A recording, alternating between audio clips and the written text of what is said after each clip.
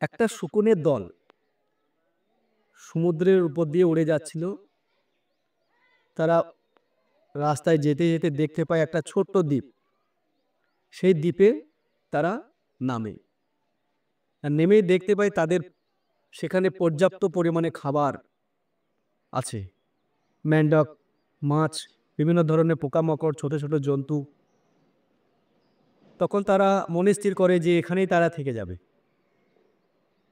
আর সব থেকে বড় কথা ছিল, সেখানে তাদের কোনো আক্রমণ করার কোনো জন্তু জানোয়ার ছিল না, তাদের প্রাণ সংশয়ও ছিল না। এতে তারা আরো খুশি হয় এবং সেখানে বসবাস শুরু করে দেয়। বেশ কিছুদিন যাওয়ার পরে তাদের মধ্যে যে বয়স্ক শকুনটা ছিল, সে ভাবতে থাকে যে এখানে আমরা বাস করছি, আর এখানে কোনো চ্যালেঞ্জ আমাদের মধ্যে নেই, কোনো সমস্যা আসছে না।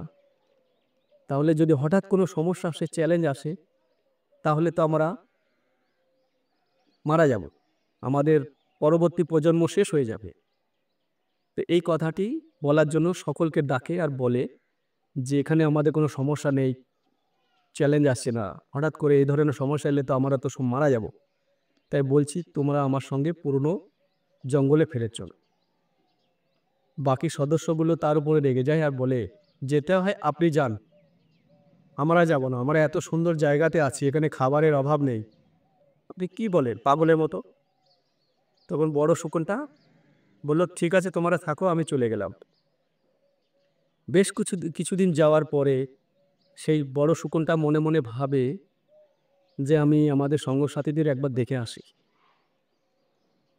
সেখানে এসে দেখতে পাই যে অধিকাংশ সঙ্গসাথী যারা ছিল সব মারা গেছে, আর কয়েকটা ঘায়েল হয়ে পড়ে আছে।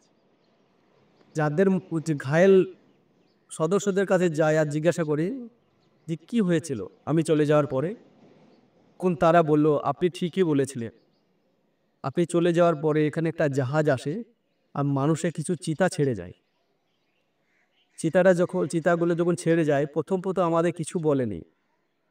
যখন তারা বুঝতে বললো আমাদের মধ্যে কোনো লড়াই করার ক্ষমতা নেই, চ্যালেঞ্জ নেওয়ার ক্ষমতা নেই, সমস্যার মোকাবিলার ক্ষমতা নেই, তখন তারা আমাদের উপর আক্রমণ করতে থাকে এবং আমাদের অধিকাংশ সদস্যকে মেরে ফেলে।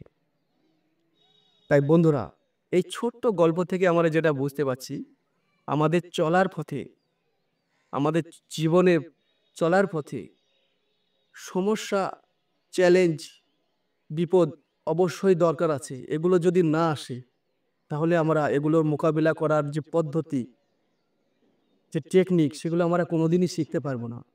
তাই জীবনে চলার সাথে সুখ, আনন্দ, আরাম, এর সঙ্গে সঙ্গে আমাদের চ্যালেঞ্জ, দুঃখ, মেহনত দুটোই দরকার আছে,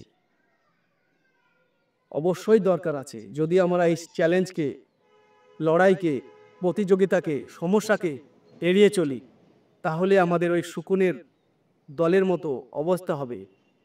আমাদের যে কোনো বিরোধী শক্তি আমাদের শেষ করে দিতে পারে। কথাগুলি মাথায় রাখবে বন্ধুরা।